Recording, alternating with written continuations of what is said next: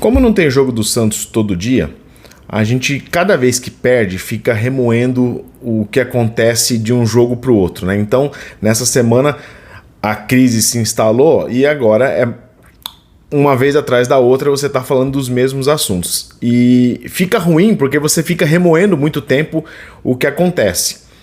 Ainda mais quando a gente está na draga. Então, pensando nisso, eu tentei reunir aqui os 5 motivos que mais me irritam quando eu tô falando do Fábio Carille. E antes que eu me esqueça, uma coisa que eu quero deixar bem claro não é só o Fábio Carille que me irrita nessa história, tá?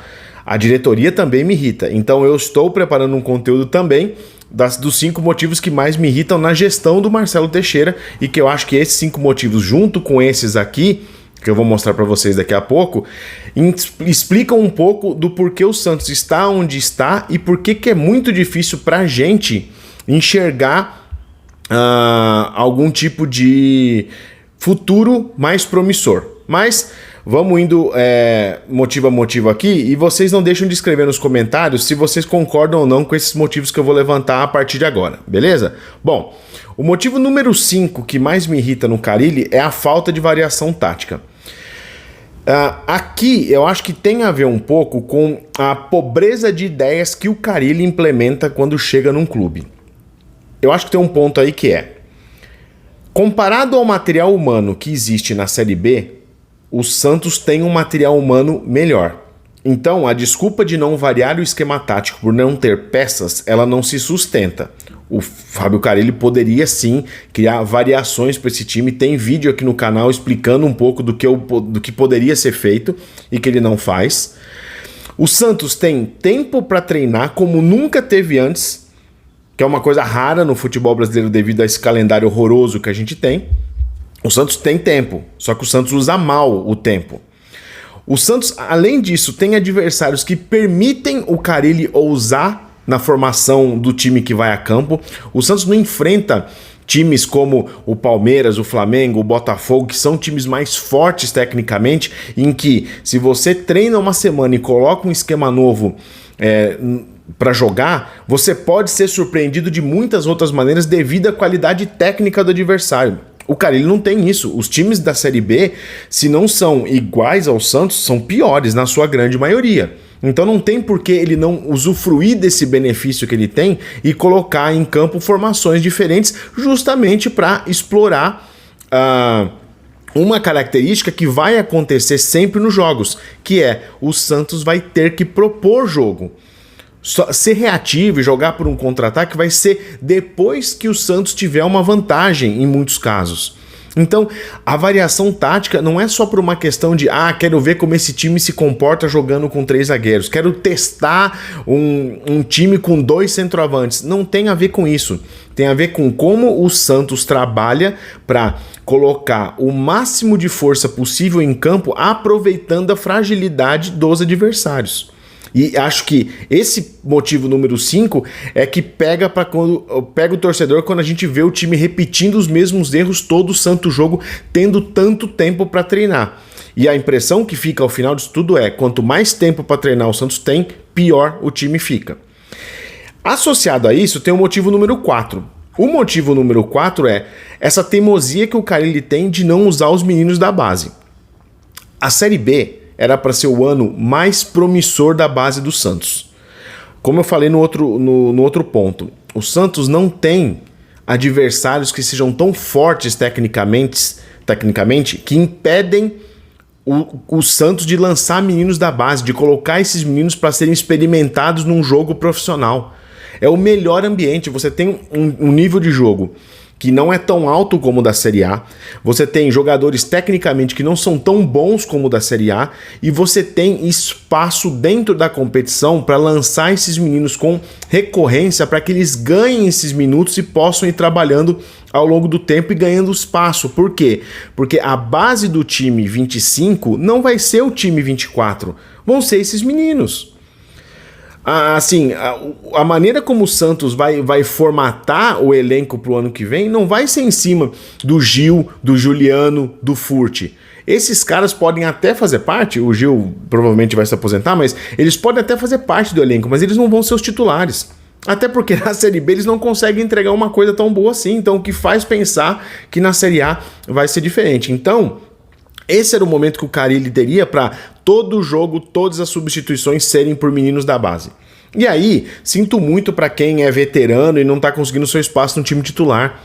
Já é uma bocada muito boa estar no Santos jogando a Série B, pelos motivos à frente que eu vou falar, já é uma mamata suficiente para você querer estar no Santos sendo um jogador veterano sem muito espaço no futebol da primeira divisão. Então, voltando ao ponto da base, para mim, você coloca os meninos num ambiente que, se bem construído os 11 iniciais, eu nem estou pedindo para que eles sejam os titulares. Eu estou dizendo que eles podem ser os reservas. Provavelmente no momento que eles entram, pela diferença técnica que existe, ou que deveria existir, esses meninos entrariam na maioria dos jogos em momentos em que o Santos, se não estivesse ganhando, estaria empatando fora de casa, por exemplo, ou empatando dentro de casa. Não entra num cenário de pressão, que é exatamente o que o Carille faz todo santo jogo que ele vai colocar a base. Se o Santos está ganhando, ele não coloca. Se o Santos empata dentro de casa com pressão da torcida ou está perdendo, lá vem os meninos da base. Ele faz um desserviço para o Santos quando a gente fala em utilização dos meninos, que são o futuro desse time, que é quem a gente vai ter que saber se dá para contar ou não na primeira divisão. Porque tem dois caminhos para os meninos da base. Ou eles vão ser aproveitados no time de cima, ou eles vão ser negociados. Então é importante usar esses minutos na Série B, justamente para saber quem tem potencial para jogar no ano que vem e quem a gente precisa buscar espaço para que se desenvolva. Pode ser num time da Série A, mas às vezes não vai ser no Santos, para ter menos pressão, para poder ter tempo de maturar. E isso ser um ativo do Santos bem cuidado. Mas o Carille evita de fazer essa lógica acontecer porque é teimoso e porque não gosta de formar meninos. Porque formar meninos também dá trabalho. Entro no ponto 3. Patrick. E esse é nominal não pelo Patrick em si, tá? Porque aqui tem uma meia-culpa entre diretoria ou coordenação de futebol e o Carille. O Carille quem indicou o Patrick. O Patrick é um jogador caro, o Patrick é um jogador com uma função que dentro do esquema dele você não tem, que é um terceiro homem de meio de campo, não um meia, um terceiro homem de meio de campo, ou seja, jogando com uma trinca de volantes, você teria o Patrick ali, mais ou menos par com o Pituca, com o Schmidt aqui na base na ponta desse triângulo aqui, para você fazer a composição do meio campo. Só que aí tá um ponto, que por que ele tem tanto cuidado para preservar o Patrick e ele não tem esse cuidado para preservar a base? Porque toda vez que o Santos joga em casa, o Patrick não joga? Porque quando ele é perguntado a respeito do Patrick, ele joga para a diretoria? Porque parece que ele não está envolvido em nada relacionado ao Patrick.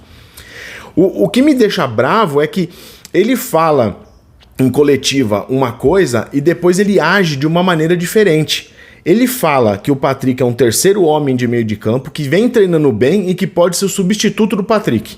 No jogo passado, o Santos não teve o Pituca de titular e quem entrou no time foi o Sandri. Por quê? Ele preserva, ele põe uma redoma de vida em cima do Patrick, não dá pra entender o motivo, e não dá pra entender essa falta de coragem. Por quê? Agora a gente tem uma incoerência entre fala e ação. Se o Patrick treina na função do Pituca, por que ele não entra quando o Pituca não joga? E a gente sabe a resposta, porque o Patrick não tem a menor condição de jogar e que foi um erro do Carille, mas ele é incapaz de admitir que errou e que fez uma contratação errada. Ele cria um clima totalmente desfavorável para o jogador entrar em campo, porque ele poderia tentar blindar esse cara de alguma outra maneira, coloca de pouco, coloca uma vez ou outra, coloca ele na função, variando o esquema. Ele poderia fazer isso, mas ele nem isso faz, porque ele é um treinador muito limitado, muito fraco, muito pobre de ideias. E aí, a gente vai chegando no motivo número 2, que é: esse time joga do jeito que está jogando, ou é pouco intenso, ou varia pouco nas suas ideias, por conta da carga de treinos. O Santos só treina uma vez por dia, um período só. A maioria das semanas do Santos é cheia para trabalhar. O Santos às vezes chegou a ter 10 dias de preparação entre um jogo e outro. O Santos só disputa a Série B. Por que esse tempo não é melhor aproveitado? E eu não estou falando aqui de você treinar fisicamente de manhã, de tarde, de noite, que os jogadores têm que estar estourados fisicamente. Não é isso. Treino não é só campo. Treino você faz tático, treino é estudo, treino é análise. Se o Santos vai treinar só em um período, sem problemas, o Santos pode treinar em um período. A partir do momento que o Santos treina um período intenso, bem feito, taticamente bem trabalhado, o Santos pode usar o período da tarde, inclusive para manter esses jogadores dentro do CT, para se alimentarem e descansarem bem, para no período da tarde fazer um trabalho de análise de vídeo, para fazer um trabalho mais tático, para fazer um treino de movimentação. Não precisa ser só no campo, pode ser um negócio com vídeo, pode ser uma análise do adversário, entender ponto forte, entender ponto fraco, criar grupos ali, pega o pessoal da defesa e coloca para entender como que se movimenta o ataque dos caras, pega o pessoal do ataque, vê qual lateral que sobe mais, qual ponta que pode ser, ou que estilo de jogo o adversário usa. Isso não é feito. O Carille entra numa última coletiva falando assim: esse time começa a se preparar para o jogo muito em cima da hora. Os jogadores poderiam se preparar antes. Porra, caralho, quem que faz essa divisão? Quem que faz essa preparação do treino? Não é ele, a comissão técnica dele? Ele deveria ter um jeito de colocar, e aí me parece ser muito o desleixo total, que é: se você vai mandar vídeos para os jogadores, o que me parece é o seguinte: ele pega um grupo do WhatsApp, pega os vídeos que são mandados para ele e bota os arroba Guilherme, segue vídeo para você ver em casa para estudar o adversário, arroba Jair e arroba Gil. Deem uma olhada na movimentação do ataque. Manda no WhatsApp e fala assim: moçada, manda aí uma listinha de quem confirma que já assistiu o vídeo. E vai botando aquela flagzinha pra você confirmar dentro do WhatsApp. Porque me parece ser muito pobre. De novo, você tá tratando de um tema que é de estudo e de análise, de enriquecimento dos jogadores pro jogo, para que eles consigam enxergar as situações de jogo de forma mais clara e atuar melhor e tomar decisões melhores, e fica preso a não, fiz minha parte, mandei os vídeos aí. Se eles não estudaram, problema deles. E aí tá um erro de gestão. O Carille, quando eu falo da pobreza, é pobreza de gestão, pobreza técnica, pobreza tática. E tudo isso interfere, tudo isso resulta no que acontece ao final da tabela. O que acontece hoje é fruto desse monte de erros que vem acontecendo em sequência, mas que não são maiores do que o motivo número 1 que eu quero apontar agora, que é a mentalidade pequena e acomodada que o Carille tem. Isso para mim é o que mais me irrita. Vou fazer um comparativo aqui. O Santos estava tão na merda quando acabou 2023... que quando começou o Paulista esse ano, só do time correr e só do time saber onde fica cada jogador e tá bem posicionado, o torcedor do Santos estava tão carente que ele já achou que isso foi uma evolução brutal do ano passado para esse. Mesmo com um time que tecnicamente, nome a nome, talvez seja até pior do que o do ano passado, mas de ver esse time com vontade, organizado e tentando minimamente jogar para pressionar o adversário, para criar alguma coisa, isso já gerou um sentimento positivo no Santos, no torcedor do Santos. E aí você chega ao final do Campeonato Paulista, que teve um desempenho superior ao esperado, porque ninguém esperava que ia chegar na final. O Santos chega na final do Paulista, perde, é bem verdade, perde de um jeito estúpido, mas ok, estava acima da expectativa. E aí o que a gente tem? Uma perspectiva para a Série B de que o Santos ia sobrar. Jogando daquele jeito, não havia motivo para se preocupar do Santos não subir, ou do Santos não ser campeão invicto, ou do Santos ganhar todos os jogos na Série B. E o Santos começa numa lerdeza, numa lentidão, numa preguiça de jogar e perde todo esse brilho de trabalho que existia no Paulista. E perde muito rápido isso. Fruto dessa mentalidade acomodada do Carille, de que em algum momento da coletiva ainda falou: o meu maior trabalho aqui é ter que motivar esses jogadores. E ele não consegue motivar os jogadores porque ele não traz nada de novo para esses caras. E quando ele não traz nada de novo para esses caras, fica aquele negócio: a gente ganha em qualquer momento, a gente já tem o nosso esquema tático aqui, eu não vou sair do meu 4-3-3, então tá todo mundo tranquilo, eu não mudo o time, então quem é titular tá tranquilo, eu não mudo o esquema, então não tenho que fazer nada de diferente durante os treinos, eu treino só em um período, então a galera vai descansar porque tem uma semana para descansar. E mesmo assim a gente teve problema de lesão, problema de jogador com estafa muscular, que é um absurdo, né? E aí, como todo castigo para corno é pouco, quando o Santos perde o primeiro jogo, começa a surgir, começa a apontar de pouco em pouco muito desses pontos que eu tô falando agora. Muito desses pontos que a gente tem como pontos de piora que vão se acentuando ao longo do tempo, que levaram a gente a estar nessa situação agora. Contra a Ponte Preta, o Santos precisa ganhar bem para tentar apagar um pouco dessa fumaça que está aparecendo aqui. E aí o Carille, com a corda no pescoço, começa a mudar aleatoriamente o time sem fazer nenhuma mudança tática, ele só muda a peça, como ele sempre fez. Então até no momento de emergência, o Carille não abre mão dessas convicções que não vem dando certo, que é o pior da convicção, é que você tem uma que não funciona, que é o que acontece com o Carille. E aí tem um parênteses. O parênteses é o momento em que ele teve a oferta do Corinthians. Quando ele teve a oferta do Corinthians, ele preferiu sair, ele preferiu fazer um acordo com o Corinthians, é que não deu certo que o Corinthians não pagou a multa, porque se tivesse pago, teria ido embora, com a alegação de que, não aconteceu nada, não era isso, não era meu empresário que tá tocando e não sei o quê, como se ele não soubesse de nada, mas o ponto é, ele ia sair porque ele sabia que o trabalho já tinha minado, ele sabia que nada mais ia acontecer. Esse é o ponto principal, é a mente pequena. Por quê? Porque no Corinthians ele ia ter um novo trabalho a fazer. E eu aposto com você que nos 3 primeiros jogos que ele fosse comandar o Corinthians, se não comandar ainda esse ano, ele ia variar, ele ia botar jogador na posição correta, ele ia variar taticamente, ele ia botar o jogador na posição correta e ele ia botar o jogador da base.